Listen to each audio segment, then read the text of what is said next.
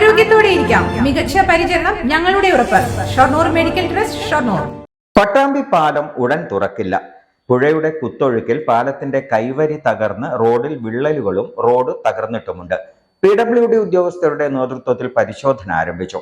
2018-ലും 2019-ലും ഉണ്ടായ പ്രളയത്തിലും പാലത്തിന് സമാന തകർച്ച ഉണ്ടായിരുന്നു.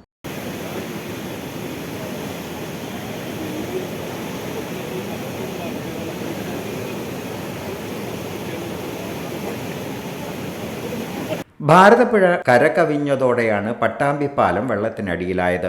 വെള്ളം കയറാൻ തുടങ്ങിയപ്പോൾ തന്നെ പാലത്തിലൂടെയുള്ള ഗതാഗതം നിരോധിച്ചിരുന്നു. തുടർന്ന് പാലം കാണാത്ത തരത്തിലായിരുന്നു കുത്തൊഴുക്ക്.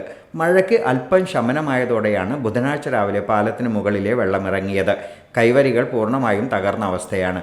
പാലത്തിന് മുകളിലെ റോഡും തകർന്നിട്ടുണ്ട്. അതുകൊണ്ട് തന്നെ പാലം ഉടൻ തുറക്കില്ല. വൻ മരങ്ങളും കല്ലുകളും ഉൾപ്പെടെയുള്ളവ വന്നിടിച്ചതാണ് തകർച്ചയ്ക്ക് കാരണം. വിശദമായ പരിശോധനയ്ക്ക് ശേഷം പാലം തുറക്കുന്നതിനുള്ള നടപടികൾ സ്വീകരിക്കുമെന്ന് മുഹമ്മദ് മൂസിൻ MLA പറഞ്ഞു.